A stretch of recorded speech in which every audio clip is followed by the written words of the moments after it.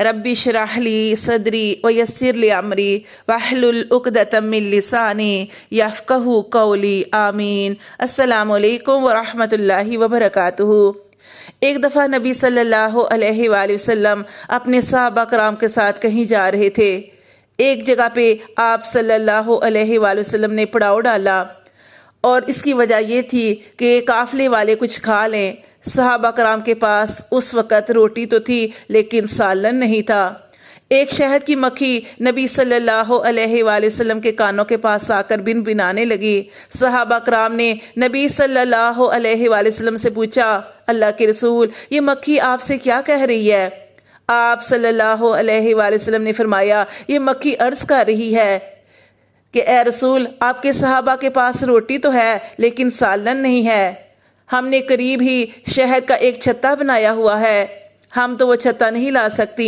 आप किसी सहाबी को भेज दें कि वो शहद निकाल कर ले आएं।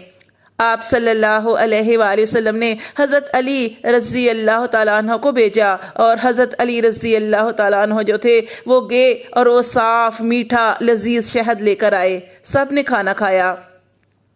फिर मक्खी आकर आप सल्लल्लाहु अलैहि वसल्लम के पास बिन बनाने लगी। सहाबा कराम ने अर्ज की, अल्लाह के रसूल, अब ये क्या कहती है? आप सल्लल्लाहु अलैहि वसल्लम ने इरशाद फरमाया, मैंने इससे सवाल किया है कि शहद कैसे बनाती हो? तो मक्खी ने कहा कि हम मुख्तलिफ फूलों के ऊपर बैठती हैं और उनका रस चूसती हैं।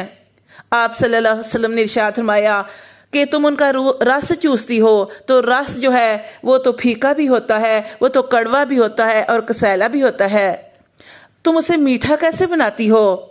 तो शहद की मक्खी कहने लगी कि हम जब फूलों का रस चूसती हैं तो हमारी एक सरदार यानी मक्खी होती है, वो जब रस चूसती है और जब हम रस चूस कर वापस आने लगते हैं तो वो ऊंची आवाज़ में दुरूद पाक पढ़ती है। उसको देखकर हम सारी की सारी मक्खियाँ दुरूद पाक पढ़ती हैं और इसी की बरकत से अल्लाह तबारक व तआला शहद को मीठा कर देते हैं।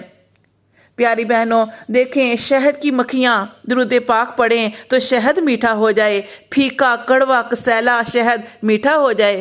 प्यारी बहनों, जब हम दुरूद पाक पढ़ेंगे तो इंशाअल्लाह तबारक व तआला अल्लाह तबारक व तआला हमारी ज़िंदगी के अंदर सुकून अता फरमाएगा, हमारे गुनाहों को मुआफ़ करेगा, हमारे दर्जात को बुलंद करेगा, हमारी परेशानियों को दूर करेगा इंशाअल्लाह तबारक व तआला। तो आपने दुरूद पाक को कसरत से पढ़ना है। नबी सल्लल्लाहु अलैहि वसल्लम ने एक जगह इरशाद फरमाया कि क़यामत के दिन मेरे करीब सबसे ज़्यादा करीब वो शख्स होगा जो मुझ पर कसरत से दुरूद पाक पढ़ता होगा।